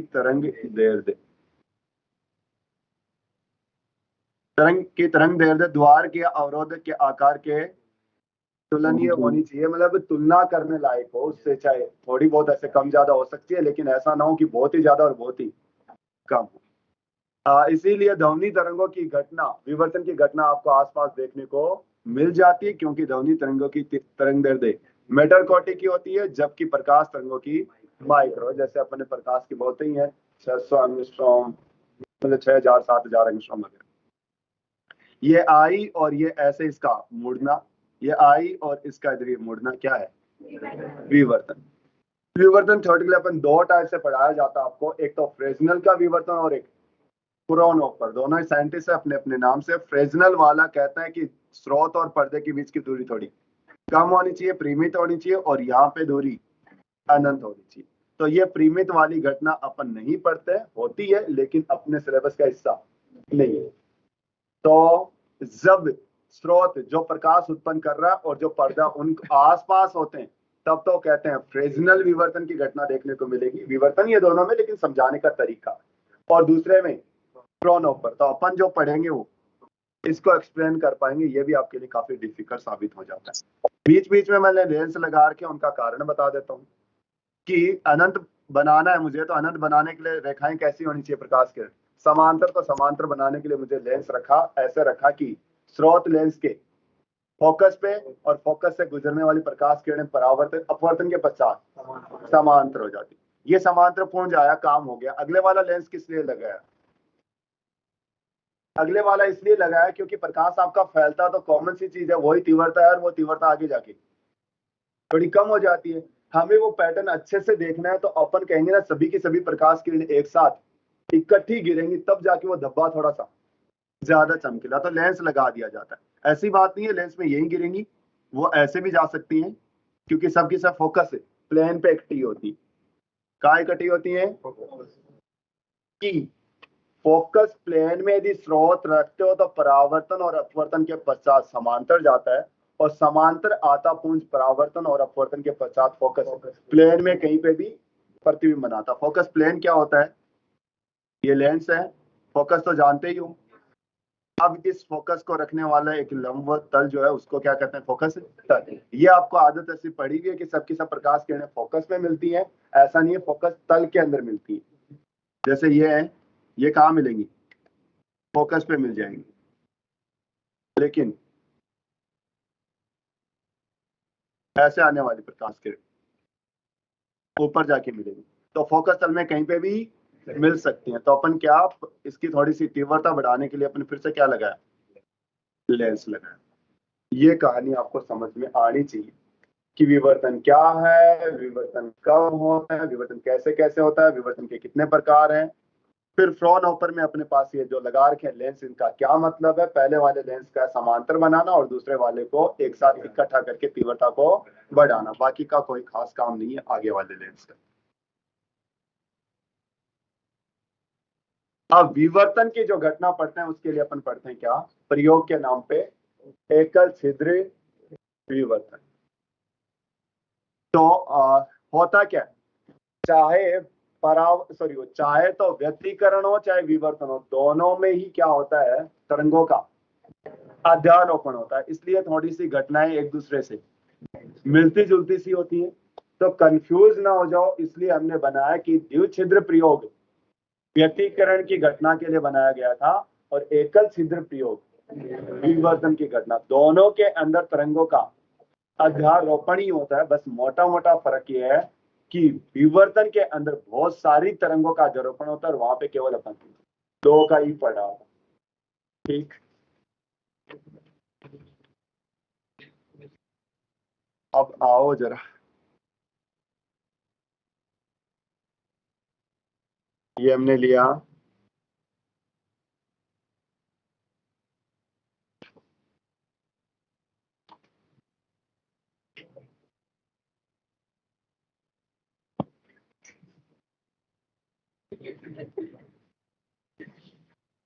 क्या मिल गया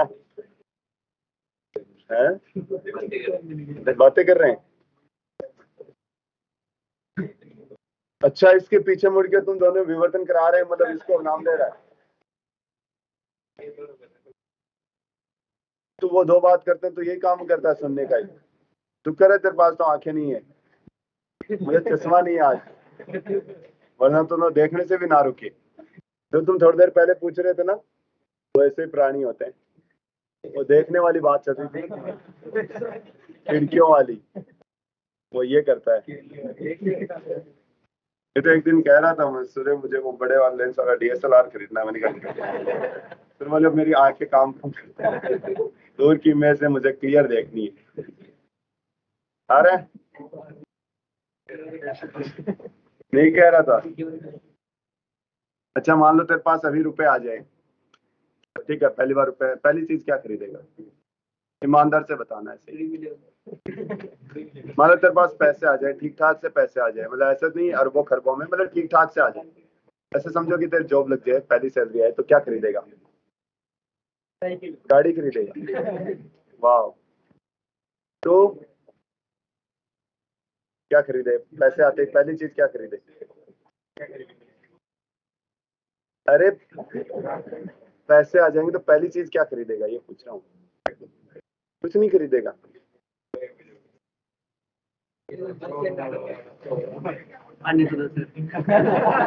ये तो कोई सवाल का जवाब नहीं हुआ। हाँ, गाड़ी खरीदेगा। हाँ, नहीं पता।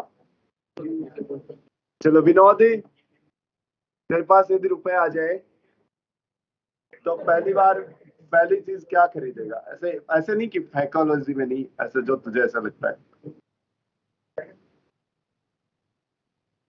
मतलब ठीक ठाक से अमाउंट आ जाए, मतलब ऐसे समझो कि जॉब लग गई एक, आपके पास आ गए, खर्चने जितने पैसे आ गए, ऐसे नहीं अरबों खरबों में खरीद, वरना तो दुनिया खरीदेगा।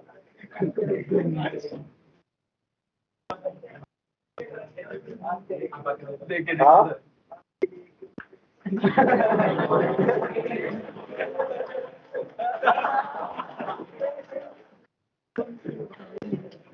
मत धड़कने से, गरीब आदमी की हार्ट अटैक आ जाना है।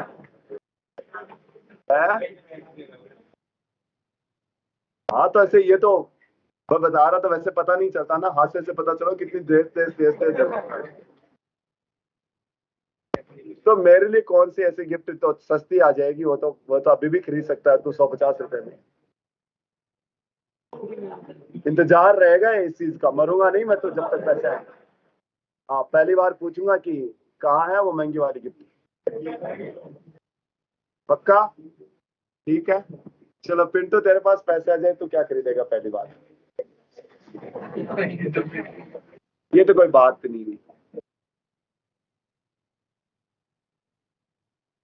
नहीं नहीं, सीरियसली पूछ रहा हूँ।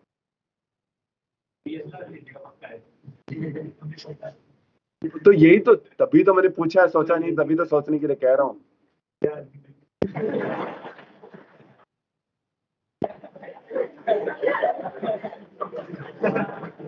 बात खर्च करने की हो रही है ना, ऐसे तो भाई जो आकाश में पैसे दे रखे हैं गरीब तो क्यों ही होंगे वो।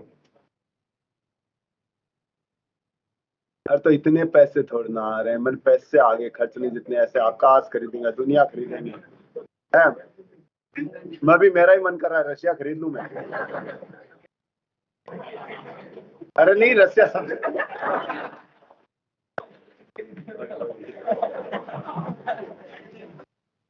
क्षेत्रफल में सबसे बड़ा देश है, क्योंकि कितना तिहाई मतलब काफी हद तक जमीन मतलब अर्थ का जितना पार्ट है जमीन का उसने काफी सारा किसने रूस ने घेर रखा है, पता है ऐसा।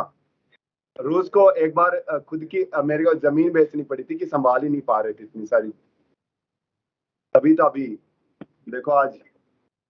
हाँ तो तुम्हारे हिसाब से नहीं खरीद रहा था मैं वैसे लोकेशन के हिसाब से खरीदा। हाँ पिंटू ने कुछ बताया नहीं तो पूछ लेंगे उससे भी। नहीं चलो मोहित।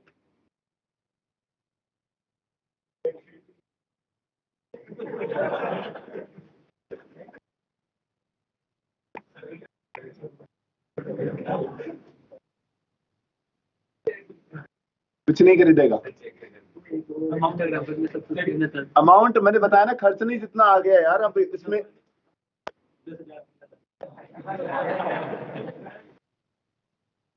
ये 1-1.5 लाख मतलब भाई तुम्हारे जॉब के हिसाब से बता रहा हूँ, इतना तो तुम कमाओगे या नहीं।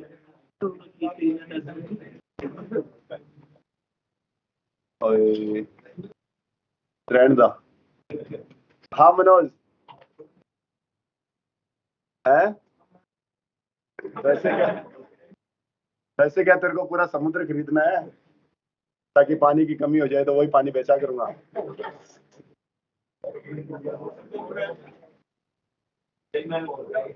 क्यों जल महल खरीदेगा? तो मतलब तुम्हें 1-1.5 लाख रुपए कम, तो पहले मुमताज तो, और मुमताज है तो यदि तुम्हें लग रहा है और इसको भी लग रहा है मुमताज है तो सोच लो मुमताज मारने की बात कर रहा है उसको।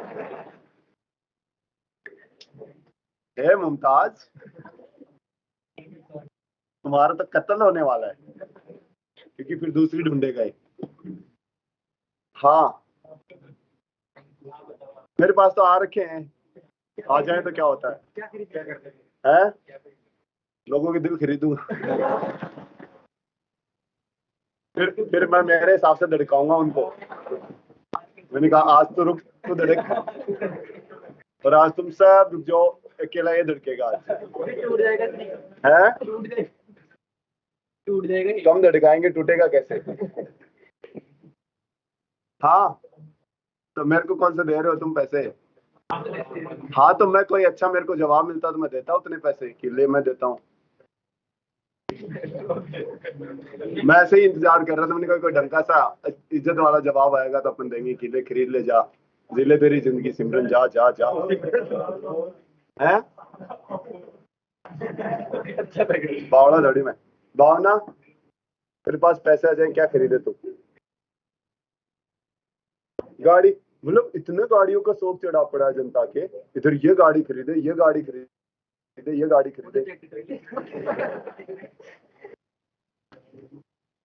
है। आपकी साइकिल। हाँ क्यों पूछे और किससे पूछूं?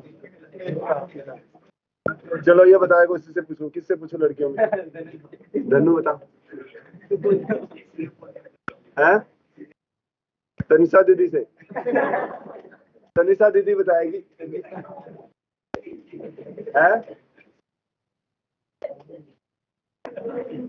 किसे पूछूं? कल्पना दीदी, कल्पना दीदी बताओ भाई कौन सी है कल्पना दीदी? अच्छा तू है क्या, बता जरा। है नहीं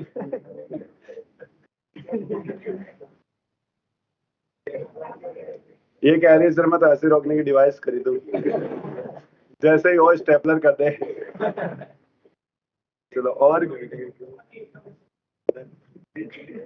हैं क्या कोमल क्या बताया? कोमल तो भाई कोमल दीदी बताएगी। कोमल दीदी कौन सी है? तू है?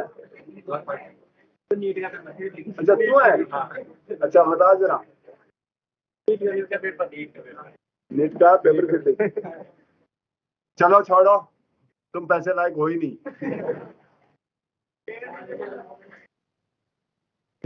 तो अब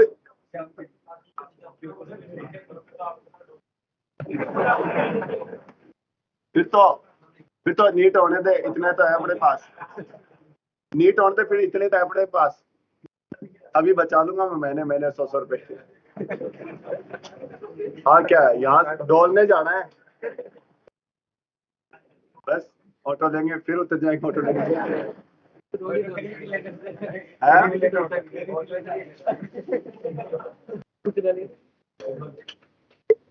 खरीदने फिर ड्राइवर रखना पड़ेगा एक हमें, है?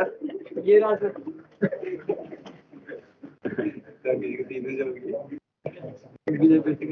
ओए हाँ, मैंने कहा तो सही, मेरे पास तो आ रखे हैं पैसे, तो मैं क्यों सोचूं? फर्स्ट टाइम आए थे आपको शादी में लगा। फर्स्ट टाइम आए थे तो तेरे को लगता है पैसों के चक्कर में शादी अटक रखी है? अरे बाप रे,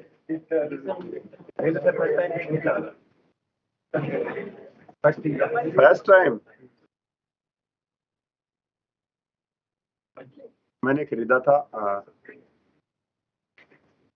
हाँ मतलब मैं पहली यहाँ पे शोडाला में कॉलेज में एक खरीदा मैंने, ओनर का मोबाइल। एक खरीदा मैंने पुमा का बैग। एक मैंने खरीदे रिबॉक के शूज। मतलब पहली तो यही करा। फिर मेरी स्कॉलरशिप आई उसी साल, मैंने मेरे घर में लेटरिन बाथरूम बनवाए।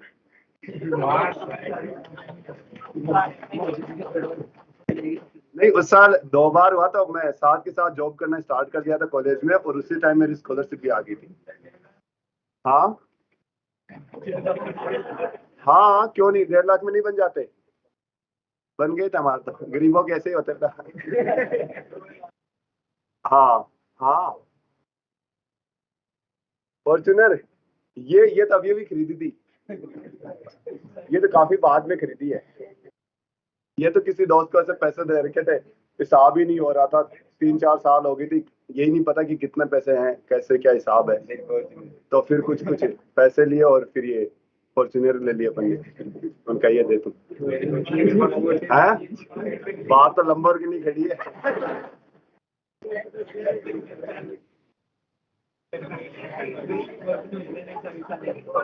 मैं तो सोच ही रहा हूँ उस पे ऐसे थोड़ी सी और पुरानी हो जाए, वो पेंट से लिखवाऊं ऐसे, दिल जले, पीछे मटगार लगा के, और वो एक फर्रा सा वो लटकता हुआ, काले मुंह वाले, बुरी नजर वाले कर्म में, फिर लाऊं मैं आगे फ्री लटका के। अभी टाइम मिलता है, ऐसे ही करेंगे अपन। देखो मुझे प्यार से। अरे पूछो रे, अरे बाहर रे, पूछो रे, कैसा इंसान है। तो भाई ये बातें अब वापस आ जाओ। मुझे ऐसा लग रहा था कि मेरा विवर्तन पता नहीं पढ़ेंगे कि नहीं पढ़ेंगे।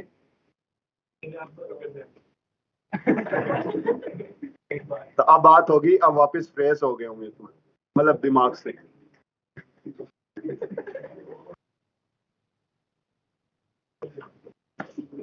तो क्या है, कुछ नहीं है। ये है कि मतलब यहाँ पे एक द्वार बना रखा है, यहाँ पे एक समांतर पूंज जाता है प्रकाश का। ये इसका एक तरंगागर है, तो यहाँ पे एक तरंगागर रहा, तरंगागर पे बहुत सारे बिंदु होते हैं।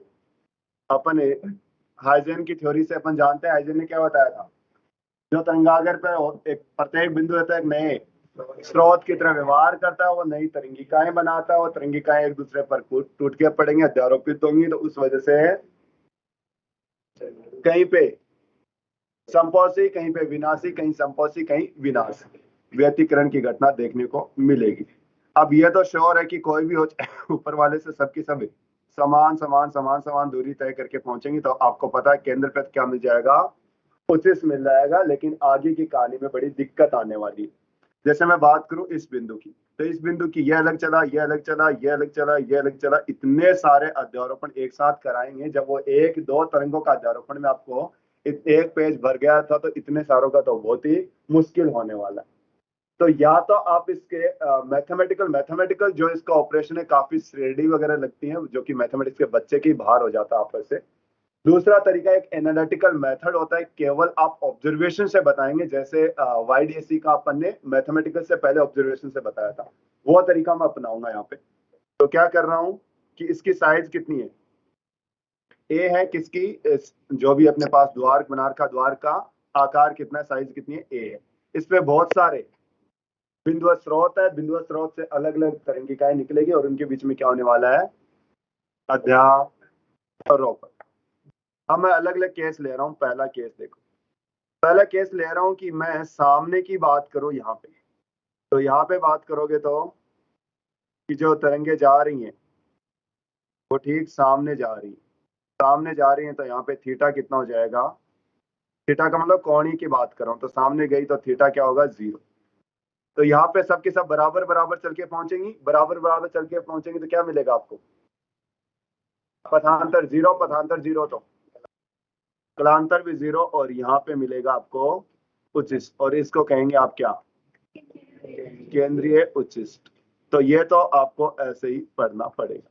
तो यहाँ क्या बनेगा, केंद्रीय उच्चिष्ट। अब केंद्रीय उच्चिष्ट कहाँ तक फैला होगा, इसके लिए मुझे चेक करना पड़ेगा कि पहली बार मिनिमा मुझे कहाँ मिल रहा है। मान लो मिनिमा 2 सेंटीमीटर पे मिल रहा है, तो आप कहोगे कि 0 से 2 सेंटीमीटर तक कौन फैला हुआ है, केंद्रीय उच्चिष्ट।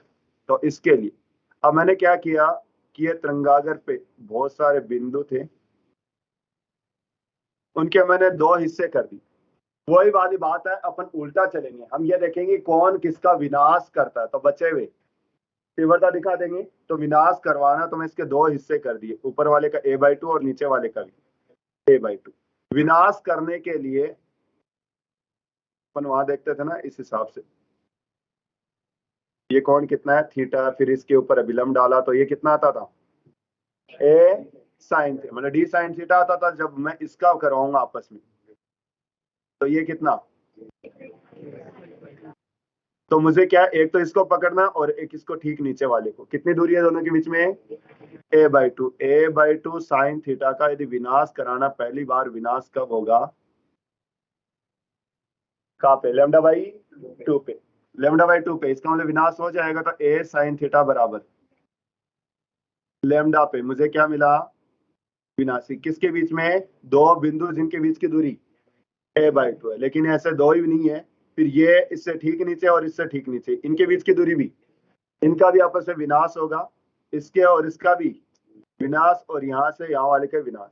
कहने का मतलब है मैंने टोटली 2 हिस्से कर लिए, ऊपर वाले हिस्सा नीचे वाले हिस्से को पूरे को खत्म कर देगा, क्योंकि हर कोई a/2 वाला एक दूसरे को खत्म कर रहा है, ये वाला इसको खत्म करेगा, ये वाला इसको खत्म करेगा। तो मैंने क्या देखा, पूरे तरंगागर के 2 हिस्से कर दिए। मान लो 100 स्रोतों का 50 ऊपर वाले पे और 50 नीचे वाले पे, ऊपर वाले 50 सभी नीचे वाले को खत्म कर देते हैं। इसका मतलब पूर्ण रूप से क्या मिलेगा आपको, वहां पे विनाशी व्यतिकरण होगा। इसका मतलब कोई भी आपको तीव्रता दिखाई नहीं देगी। तो जब a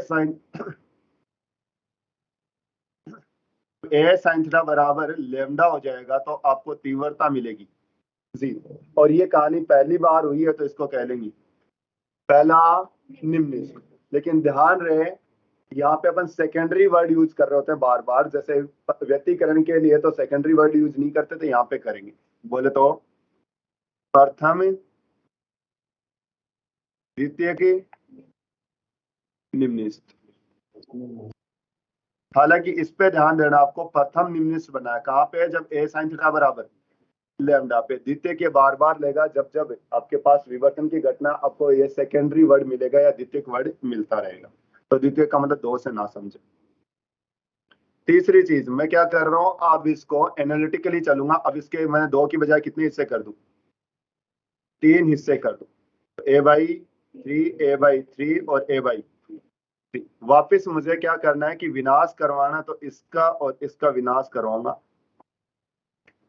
तो इन दोनों के बीच में पथांतर a/sin थीटा आ जाएगा। और मुझे विनाश कराना है, तो इसको λ/, यहां से बात बन जाएगी क्या a sin थीटा बराबर 3 λ/। यदि a sin थीटा बराबर 3 λ/2 है, तो मुझे क्या मिला, इनका तो काम खत्म, तो ये हिस्सा इस हिस्से को खत्म कर देगा। तो ये 2 हिस्से एक दूसरे को खत्म कर गए, लेकिन एक तो बच ही गया। कुछ भी कर लो, चाहे कैसे भी कर दो, मैं क्या कहूंगा, ये वाला इसको खत्म कर दिया, इससे ठीक नीचे वाला इसको ले बैठा, इसको ले बैठा, इसको ले बैठा, और ये यहाँ तक। अब ये हिस्सा तो बच गया, क्योंकि मैंने a/3 जो गैप है उनके बीच में क्या कराया, विनाशी, इसका मतलब बच गया। बट 1/3 हिस्सा ही क्या करवा पा रहा आपस में,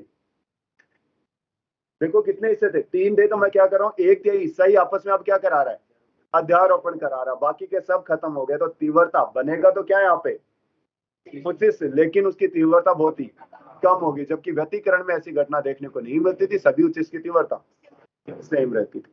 तो यहाँ पे बनेगा उच्च, लेकिन पहली बार है तो प्रथम केंद्र के अलावा द्वितीय की उच्चिष्ट। इसके बाद में कितने हिस्से कर दूं, 4 हिस्से, a/4 a/4 a/4 a/4। मुझे इसका विनाश कराना है, a/4 बराबर λ/2, तो a sin थीटा बराबर 2 λ। वापस क्या मिलेगा मुझे, देखो ये इसको खत्म करेगा और ये इसको, तो ओवरऑल गायब, तो तीव्रता वापस 0, तो क्या मिल जाएगा निम्नलिखित। तो अब ये देखो केंद्रीय को छोड़ के इसके बात करो तो बात मान लो कि यहाँ पे a sin थीटा बराबर लैम्डा पे निम्नलिखित, a sin थीटा बराबर 2 लैम्डा पे भी निम्नलिखित, मतलब a sin थीटा बराबर n लैम्डा पे निम्नलिखित, क्या मिला निम्नलिखित मिनिमा। फिर यदि बात करूं मैं उच्चिष्ट की, तो उच्चिष्ट कहाँ मिला मुझे, पहली बात 3 λ/2, आगे जाओगे तो 5 λ/2, आपने देखा a sin थीटा बराबर 2n + 1 λ/2 पे मुझे मिला मैक्सिमा। व्यतिकरण की घटना से कंपेयर कराओ, YDSC द्विछिद्र प्रयोग से कराओ, तो क्या देखने को मिल रहा है, जहां पे द्विछिद्र के अंदर उच्चिष्ट मिलता था यहाँ पे और निम्नलिखित की जगह, बस यही कहानी आपको याद रखनी। जो YDSC के अंदर यंग के द्विछिद्र प्रयोग में उच्चिष्ट मिला करता था यहाँ पे और निम्नलिखित की जगह, इससे आपके काफी सारा काम सरल हो जाएगा। हालांकि विवर्तन की घटना तो उससे थोड़ी सी अलग है ही। तो यह तरीका था एनालिटिकल मेथड, क्योंकि आपको सब जगह यही मिलेगा। मैथमेटिकली रिजल्ट क्या आता है उसके बारे में थोड़ी सी मैं चर्चा जरूर कर देता हूँ।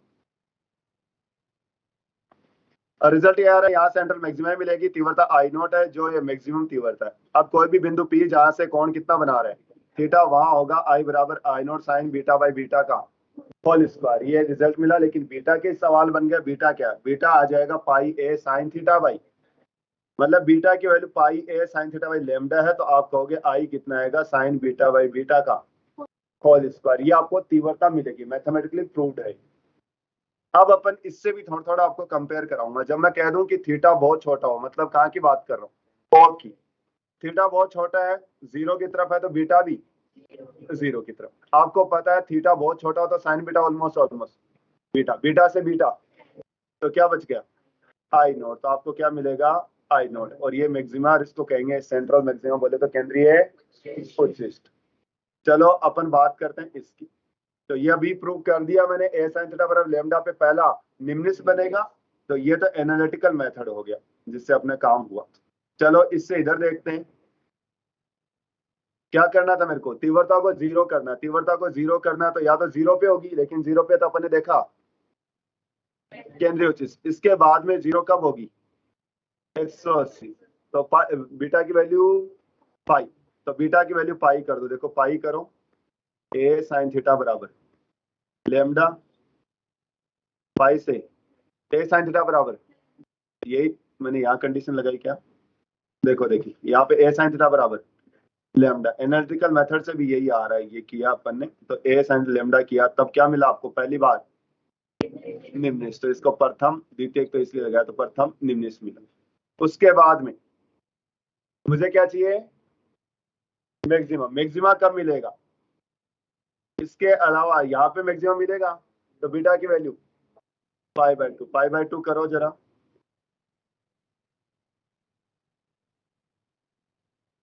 तो a sin थीटा बराबर, दिक्कत होगी रहे कैसे, क्योंकि लैम्डा तक तो कौन फैला हुआ है निम्नलिखित, ये जो λ/2 है यहाँ तक कौन फैला हुआ था केंद्रीय उचित। तो इसके बाद में देखो कि कब और मिलेगा, तो इसके बाद में कहाँ मिलेगा, यहाँ पे। तो इसका मतलब 270 हो जाएगा। तो आपको क्या मिलेगा, 3 λ/2 पे पहली बार केंद्र के अलावा उचित मिलेगा, लेकिन इसकी तीव्रता बहुत ही कम हो जाएगी। तो ये आपको, तो कहने का मतलब है दोनों मेथड से आप समझ सकते हो। तो क्या पता चला, केंद्र पे हमेशा उचित मिलेगा। इसके अलावा IDSC के जहां मिनिमा होते थे यहाँ पे मैक्सिमा। अब आराम से कहाँ तक, ए मतलब 0 पे तो मैक्सिमा, फिर A sin थीटा बराबर लैम्डा पे निम्निस मिला, फिर उसके बाद में A sin थीटा बराबर 3 λ/2 पे, फिर A sin थीटा बराबर 2 लैम्डा पे निम्निस मिलेगा। ठीक है, यहाँ पे थीटा बहुत छोटा होता है तो आप क्या निकाल सकते हैं, कोणीय पोजीशन भी बता देते हैं। थीटा बराबर, जैसे इसमें क्या लिखोगे, 3 λ/, तो थीटा बराबर कर सकते हैं। तो ऐसे अपन कोणीय पोजीशन बताते हैं। अब आपके याद रखने के लिए मैंने पूरा रिजल्ट आगे तैयार कर रखा है।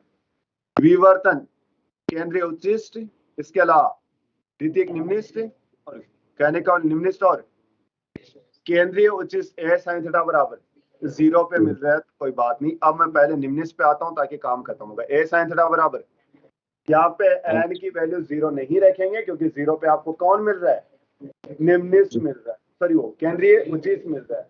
तो आपने n की वैल्यू 1 2 3 4 5 आपको रखते जाना है। तो ये A sin थीटा बराबर है n लैम्डा पे। तो एनवी काली फ्रिंज की कोणीय स्थिति, कोणीय स्थिति क्या लिखोगे, sin थीटा बराबर n λ/a। तो थीटा बराबर साइन इनवर्स, अच्छा मैंने इनवर्स किसी में नहीं लगाया क्या, साइन इनवर्स n λ/a हो जाएगा। ठीक है, यहाँ तक आपका फायदा रहेगा। वैसे लिखने की जरूरत तो क्या ही है, क्योंकि अपन ये मान के चल लेते हैं कि साइन थीटा बहुत ही छोटा है, तब तो काम बन ही जाएगा, अदरवाइज थोड़ी सी दिक्कत आएगी। तो अपन मान ही लो कि ये थीटा बहुत छोटा है, वरना सबको चेंज करना पड़ेगा मुझे।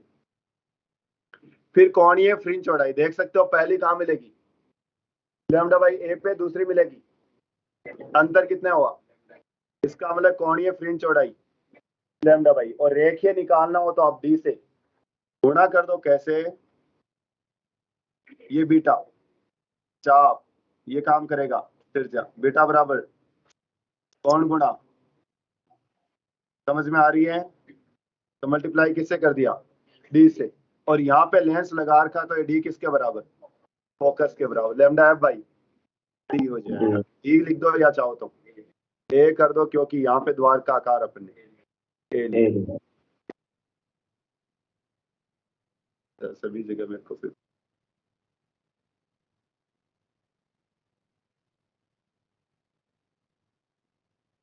ठीक है बात। अब आपने क्या देखा, पहला उच्च कहाँ मिला आपको, पहला निम्न कहाँ मिला, λ/, तो 0 से लेके λ/a तक कौन फैला हुआ है, उच्च, और वो भी कौन सा, तो केंद्रीय उच्च से आपका फैला हुआ। तो यहाँ पे गया λ/a तक और नीचे भी, तो ओवरऑल कौन कितना, तो ये 2 λ/a क्या होगी, कोणीय फ्रिंज चौड़ाई किसकी, केंद्रीय उच्च की। रेखीय निकालनी है तो d या f से गुणा कर दीजिएगा। फिर आता है द्वितीय उच्चिष्ट, उच्चिष्ट कब मिलेंगे, 2n + 1 λ/2 पे। एनवी चमकीली फ्रिंज की स्थिति ये आ जाएगी। फ्रिंज चौड़ाई यहाँ पे भी रखो, देखो एक रखा 3/2, दो रखा 5/2, 5/2 में से 3/2 माइनस करो एक, इसका मतलब λ/, तो λ/a आ जाएगा। और रेखीय की बात करो तो d या f से गुणा कर दो। देखो देखिए इनमें क्या देखने को मिला, कंपेयर करो केंद्रीय और बाकी को। केंद्रीय की कोणीय फ्रिंज चौड़ाई बाकी से डबल है, रेखीय फ्रिंज चौड़ाई भी बाकी से डबल है। तो अब मैं मोटी मोटी बात करता हूँ, विवर्तन के अंदर केंद्र पर केंद्रीय उच्चिष्ट मिलेगा जिसकी तीव्रता सबसे ज्यादा होगी। उसके बाद में पहली बार λ/a पे निम्निष्ठ मिलेगा, इसका मतलब λ/a तक कौन फैला होगा, तो λ/a ऊपर और λ/a नीचे तक, तो 2 λ/a तक कौन फैला हुआ है, केंद्रीय उच्चिष्ट। हालांकि उसके बाद में 3 λ/2a पे क्या मिलता है आपको, प्रथम उच्चिष्ट मिलता है। देखने वाली बात ये पता चला प्रथम उच्चिष्ट जो बनी थी उसकी तीव्रता इसकी 5% भी नहीं रह पाई। कितनी परसेंट है? 95% तीव्रता केवल किसके पास चली गई? केंद्रीय उच्चिष्ट। कहने का मतलब केंद्र के बाद में जो भी उच्चिष्ट बनते हैं उनकी तीव्रता बहुत तेजी से घटती जाती है, और यहाँ पे पहला उच्चिष्ट देखा उसकी तीव्रता 5% से भी कम देखने को मिली। आगे वाली की तो चर्चा करना ही पाप सा हो जाता है, इसलिए अपन मैक्सिमम टाइम यहाँ पे केंद्रीय उच्चिष्ट की ही चर्चा करते हैं, बाकी की इतनी चर्चा नहीं कर रहे, क्योंकि उनकी तीव्रता कोई खास है ही नहीं। तीव्रता ही नहीं है तो उनसे बनने वाले प्रतिबिंब भी आपको कोई खास दिखाई नहीं देंगे। तो केंद्रीय उच्चिष्ट की फ्रिंज चौड़ाई बाकी से दोगुनी होती है। केंद्रीय फ्रिंज जो बनती है उसकी तीव्रता बाकी से बहुत ही ज्यादा होती है। आगे जाके आपको फ्रिंज चौड़ाई थोड़ी कम होगी और साथ के साथ तीव्रता भी बहुत तेजी से कम हो जाएगी। इसका मतलब डिस्ट्रीब्यूशन भी बहुत अच्छा सा नहीं होगा, काली बहुत काली नहीं मिलेगी और चमकीली बहुत, तो इसलिए स्टार्टिंग में दिखेगा, आगे जाके आपको पैटर्न दिखाई नहीं देगा। जैसे तीव्रता का मैंने ग्राफ बनाया, ये तो किसके अंदर था? YDAC में। YDAC में ऐसा ही ग्राफ था कि 4I0 फिर 0, 4I0 0, 4I0 0, और ये कहानी बराबर चलती थी और गैप हमेशा λ/d ऐसे ही होता था। ठीक है, ये चमकीली फिर काली फिर चमकीली काली। देखने वाली बात ये है, चमकीली ऐसे उम्र भर चमकीली नहीं, फिर धीरे धीरे चालू हो गई काली और फिर चालू हो गई चमकी, तो ये आपस में फंसी हुई होती है आपस। फिर इसकी बात करें तो इसकी तीव्रता वाइट, इसका एकल छिद्र प्रयोग में देखो, पहले I0 और फिर पहले उच्चिष्ट की I0/21, कहीं जगह 22 ऐसे लिखा होता, मतलब 20 होता तो भी 5% होती, तो ये 5% से भी कम होते हैं। तो केंद्रीय उच्चिष्ट देखो चौड़ा मिलेगा, बाकी की चौड़ाई कितनी होगी? λf/a λf/a। तो विवर्तन की घटना व्यतिकरण से बहुत अलग नहीं है, लेकिन हाँ कुछ कुछ मोटे मोटे अंतर है। क्या क्या? व्यतिकरण के अंदर सभी की तीव्रता लेकिन यहाँ पे समान, व्यतिकरण के अंदर सभी की फ्रिंज चौड़ाई लेकिन यहाँ पे समान, केंद्र की डबल होती। फिर बात करी व्यतिकरण के अंदर कितनी तरंगों का व्यतिकरण कराते थे? 2 तरंगों का अध्यारोपण। यहाँ पे तरंगागर पर स्थित बहुत सारी तरंगों का अध्यारोपण कराया जाता है। वहां पे जो बैंड मिलते थे, फ्रिंजेस बहुत ज्यादा मिलती थी, लेकिन बहुत ज्यादा फ्रिंजेस यहाँ पे नहीं मिलेंगी। कारण क्योंकि आगे जाके तीव्रता कम होगी, आप इनमें पहचान भी नहीं कर पाएंगे। तो प्रारंभ में देखो आपको इक्के दुक्के दिखेंगे, आगे जाके तो आपको ओवरलैप ही दिखेगा, इसका मतलब काउंटेबल है ही नहीं, तो आपको बैंड बहुत बड़ा नहीं दिखेगा।